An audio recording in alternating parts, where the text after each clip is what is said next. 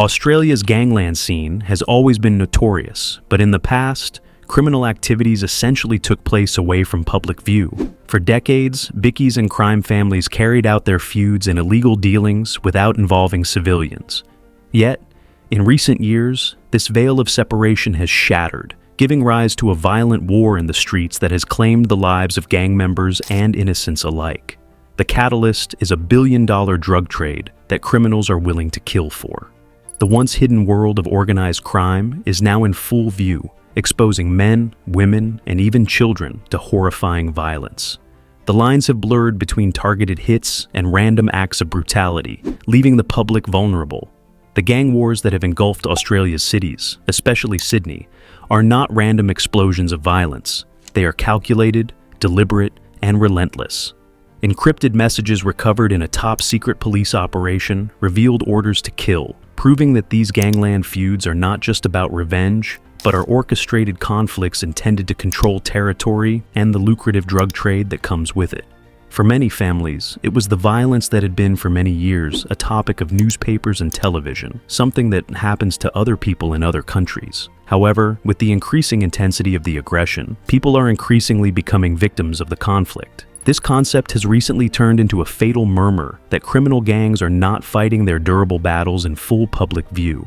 Now, murders in connection with criminal groups occur during real life and are suffered by whole districts. One extremely shocking incident narrates the real-life experience of a father who was shot dead in an elimination style while moving alongside his children in a suburban street. The family that has been devastated is one of the many that the violence has broken. In another sad incident, a mother and her 4 teenage children had a close shave with death when their car was given a hot chase, and bullets fired at them midday. What was once unimaginable in public areas has now become more and more frequent in Sydney and Melbourne, which are now cities known for gang violence. The audacity of these attacks is as alarming as the frequency with which these incidences occur. In the past, one could only verbalize or dramatize violent incidents at night, but nowadays, such dramatics are performed in the daytime. Once joyful suburban streets are transformed into battlefields, the community is in front of the horrifying fact that it can hit anyone in their cars, knowing no relation to criminal activity. In the middle of all these is Australia's rapidly growing drugs market, a business that generates more than $21 billion in Australia alone and is the mainstay of the criminal territories. Gangsters continue to battle it out for supremacy in a business that is as risky as it is lucrative. And drugs such as cocaine, methamphetamine, and heroin are the most popular items to traffic. The promise of great returns has attracted many people into the business, with many even becoming willing to kill to defend their cut. It is not just the moneymaker, it is a power game. To Australia's crime bosses, controlling the supply of narcotics is equivalent to controlling all of those communities, and nobody wants to relinquish that kind of power easily. Today, competition has ignited a cycle of aggression and domination. Any offense, invasion of someone else's territory, theft of drugs or money is immediately avenged by violence. These violent retaliations are not hidden or discreet, but very open. From drive-by shootings to public executions, the violence is overt, as houses are shot at, cars rammed, and bodies dumped on the roadside in the suburbs. The message is clear. Anyone who trespasses these syndicates is a dead man walking. This pattern of fear and violence has engendered a cycle of reprisal, and countless deaths are reported every day. This is a war that the Australian law enforcement agencies get dragged into as the violence increases, and the powerful criminal organizations in the country are sought to be fought and dealt with. This role of police is because gangs are very smart and present high police work demands to outsmart or perform operations against them while facing numerous difficulties. The criminals are up against very dangerous conditions and have access to all forms of coded communication, sophisticated firepower, and intricate money laundering techniques that cannot be caught. Arguably, one of the biggest coups in the battle against organized crime was from a hidden police sting that seized a fortune in encrypted communications. These communications revealed the inner workings of Australia's underworld and exposed a chilling reality. The violence being experienced in the nation's streets is neither aimless nor well planned and executed. Hitmen are hired with directions to terminate, and most times, the directions come from syndicate heads who are comfy in their mansions or another country. A few monopolized organizations hold the upper hand in Australia's ill-lit criminal world. Some of the most well-known are the Hamsies and the Alamedines, and outlaw motorcycle groups like the Comancheros, Rebels, and Hells Angels. These groups have, for instance, formed the core of gang wars in Australia. Their records of violence are entrenched in the country's crime saga. The operations of these youth groups are not limited to petty acts of delinquency on the streets. Instead, they are involved in drug selling and other sorts of mugging and extortion.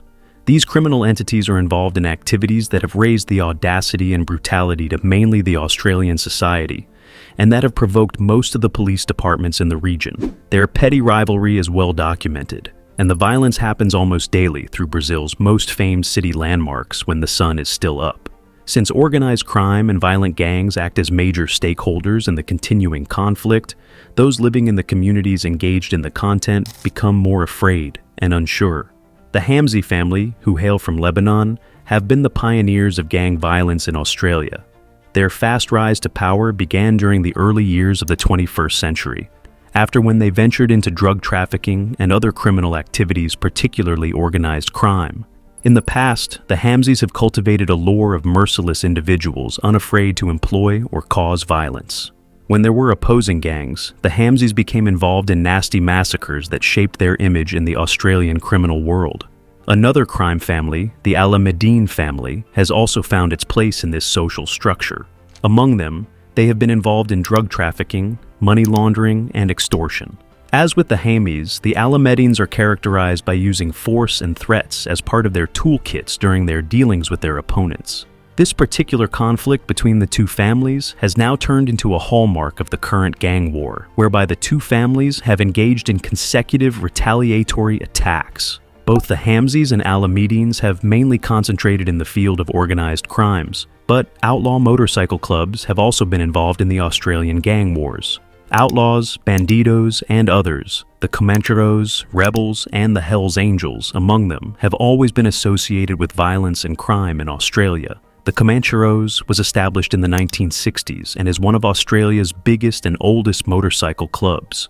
Being a drive-by gang, they have been implicated in many bizarre acts of violence over the years. They are in constant opposition with the Hells Angels. As far as violence goes, they have had several confrontations. The most high-profile one was at Sydney Airport in 2009. The Hells Angels, another internationally known motorcycle club, has also taken root in the Australian criminal world. Their existence in Australia reaches back only to the 1980s, yet, in a few years, they emerged as a significant power in the criminal universe. They have only cemented it through extrajuristic activity, primarily related to conflicts with other motorcycle clubs and, most notably, the Comancheros. The Rebels, another prominent motorcycle club, have also been implicated in a series of violent incidents. Their ongoing rivalry with the Comancheros and Hells Angels has contributed to the escalating violence in Australia's gang wars, making them key players in the struggle for control of the lucrative drug trade. The most publicized violence between these clubs might well have been in December 2009, when a random encounter with bikies from the Hells Angels and the Comancheros at Sydney Airport degenerated into a fight in the airport. The fight that began as 2 or 3 men escalated quickly, becoming a big fight none at the scene could comprehend. The confrontation, which occurred in the presence of tourists, turned into a violent fight. The final act of savagery was the killing of Anthony Zervas, a member of the Hells Angels, who was knocked to the ground and crushed to death with a metal pole. The images of the attack that took place through a camera phone amazed the Australian nation and turned out to be a critical point in a gang war. This incident also exposed those clubs as ruthless gangs under the age of the cutthroat gangs, battling in a civilian killing spree. The fight, which took place in the airport, reached out to all Australian papers and television, and the Australian police increased its drive on violence connected with ethnic gangs. After the Sydney airport shooting, the conflict between the two groups worsened through cases of killings, bombings, and arson over several years. Every time violence occurs, an act of equal violence follows it, as this cycle of violence is still persistent. In other words, it is almost impossible for individuals in this business to quit the enterprise in the middle fully. The gang violence has continued, with many people losing their lives, including members of both gangs. There were extreme cases when murders took place in daylight, right on the scene with possible witnesses who might happen to be nearby. The gangland-style killing of gang members has, therefore, become a signature of gang-related abuses as a sign of the organization's perceived might and power. With the increased incidences of violent crime, police and other law enforcement organizations are still struggling to contain these crime-generating factories. Organized crime reaches far beyond the street gangs, who are usually insulated from the long arm of the law by corruption, threats, and subordinates. The impact of the ongoing gang wars extends beyond the immediate violence. Communities caught in the crossfire often bear the brunt of the consequences, with residents living in fear of the escalating violence. Schools have been forced to implement lockdown procedures in response to nearby gang activity, while families are left grappling with the fallout from the violence that permeates their neighborhoods. The toll on families connected to these gangs is particularly devastating. Many are left to mourn loved ones lost to the violence, while others are left to navigate the complex web of loyalty and fear that characterizes life in the criminal underworld. The idea of leaving the gang lifestyle often proves illusory, with many individuals trapped in a cycle of violence and retribution that leaves little room for escape. Former law enforcement officials have noted that the gangs have become adept at using fear as a weapon, often recruiting new members from vulnerable communities. The allure of power, wealth, and a sense of belonging can draw young individuals into the world of organized crime, perpetuating the cycle of violence for future generations. Gang wars in the recent past have taken a new dimension in Australia, with more sophisticated killings being carried out in the public domain. In addition to increasing its extensity, the violence has also changed in intensity, from secretive to provocative and barbarous. Last December, one of the most high-profile contract killings that illustrated this trend took place in Perth, where the current and former president of the rebels bikie gang, Nick Martin, was shot by a sniper during a drag race. This assassination changed the storyline of the occurrence of organized crimes in Australia, thinking that such crimes were becoming more violent. Martin was already famous in the criminal world at the time of his death, but what took the community by surprise was the increased use of professionalism when it came to assassinations. The murderer was a contract killer, a one-time soldier who shot Martin from over 300 meters with hundreds of people watching. It was daring, accurate, and a clear warning, so abrupt and brutal that a new wave of Australians was in the fight against crime gangs. It was not an assassination, but a public execution, where a social event was converted into a war zone. This incident was a wake-up call, not only to the community and lawmen, for what has become a disturbing era where gangsterism now thrives in broad daylight. This death scene, however, was shocking. The cold-blooded efficiency demonstrated by the gunman who killed Martin was alarming. The gunman later said that he was paid $100,000 for the assassination, a degree of professionalism and premeditation unheard of in the organized crime of Australia at the time. Such accurate and military-like planning to achieve aims represents a new layer and urge in the criminal world, which is no longer as primitive and wild as it used to be, and may become even more heinous. What appears to have evolved from reckless shootouts and random physically provoked confrontations are more analytical and deadly serious actions reminiscent of military operations. This evolution not only in the level of organized crime, but is also evidence of a progressive outlook change among those engaged therein.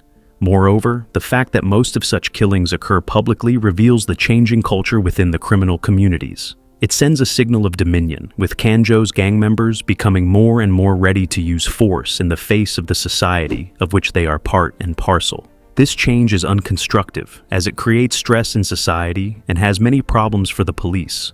Police departments are now challenged between having to solve such elaborate crimes, as the method of these killings becomes even more elaborate and planned. The homicides also become more careless of innocent lives.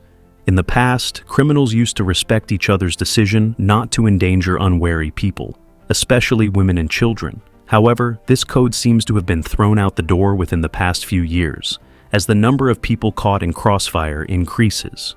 Increasingly, women and children are becoming victims of violence, and their death toll rises in response to shootings that are often associated with criminal gangs. It is civil violence since it targets civilians in a certain area, piercing everyone within reach of these conflicts with a rod of fear and doubt. One striking example of this disregard occurred in 2019 when a drive-by shooting in a suburban neighborhood resulted in the death of a 24-year-old mother and left her two young children traumatized. This incident highlighted not only the tragic loss of life, but also the profound psychological effects that such violence has on the community. Parents began to fear for their children's safety, and community events were marred by apprehension as citizens became more aware of the reality of living in a gang-affected area. The normalization of violence in public spaces signifies a worrying trend where the boundaries of acceptable behavior have shifted alarmingly. Perhaps the most tragic thing about gangland shootouts in Australia is that more and more people who are not directly involved in the conflict are being killed or maimed. Among them, one of the most horrible events happened in 2022 when two women were shot dead while they were in the back seat of a car in Sydney. So, even if they were not members of the gangs, it did not matter. The killers did not only shoot, but shot to kill both of them in cold blood. This realization demonstrates that no one is immune to this increasing violence intermittently. In another case, armed men fired shots at a gymnasium in Sydney's western region, with bullets flying past several children who were at the nearby childcare center play area. The shooters, who later gently drive by the scene in a car to groups of people take pictures of the shootings, demonstrated mental efficiency that distinguishes new Australian cities' authentically abrasive, kill-crazed sociopathy. For the families living in these areas, the sentiment is understandably one of fear. This raises the inevitable question. Given that new attacks are certain to occur, when and where will they occur? However, different sectors of Australian law enforcement agencies, such operations as Kraken and Ironside, have resulted in arresting numerous members of gangs, fondling different types of drugs, arms, and cash, and, which is more important, dismantling criminal structures. All these have been due to enhanced technology, where police have developed encrypted applications through which criminals can communicate. The police, in return, can decrypt and monitor messages in real time. As a result of these operations, law enforcement has penetrated some of the most notorious crime syndicates in Australia like never before. Federal and state police task forces, as well as international counterpart groups with the FBI and EUPOL, for example, specific significant drug trafficking organizations, freeze millions of dollars of criminal assets, and thwart a large number of murder plots. But the war is not yet over, and these threats are still in the process of being manifest. One of the more important challenges is that these gangs are so flexible in their operations. Several syndicates are still in operation after integrating into their criminal activities, mainly drug trafficking, but expanded on other criminal ventures as well. From the police protection racket to selling drugs, women, and babies, to selling fake goods and even computer fraud, these companies are ever evolving to new tricks. This means that the fight against them becomes the fight of force against force and the challenge against challenge.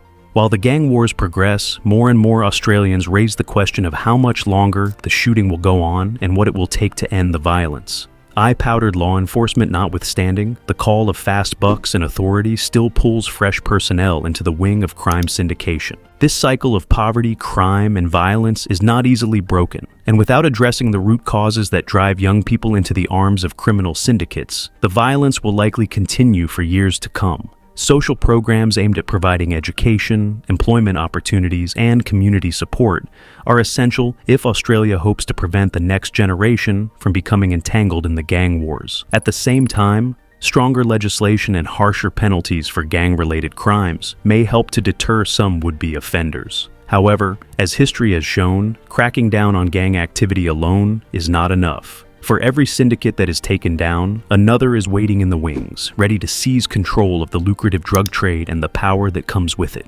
While law enforcement plays a crucial role in combating organized crime, communities themselves have a vital part to play in reducing gang violence. Programs that encourage cooperation between police and residents, such as neighborhood watch groups and community policing initiatives, can help to build trust and improve the flow of information about criminal activity. When residents feel safe reporting suspicious behavior, it becomes harder for gangs to operate with impunity. However, in areas where gang violence is most prevalent, fear and intimidation often prevent people from coming forward. In many cases, families and businesses feel trapped in a dangerous environment where cooperating with the police could make them the next target of gang retaliation. Breaking this cycle of fear will require a long-term commitment to building safer, more resilient communities where people are empowered to stand up against criminal organizations without fearing for their lives. The deadly gang wars sweeping across Australia's cities represent a crisis not only for law enforcement, but for society as a whole.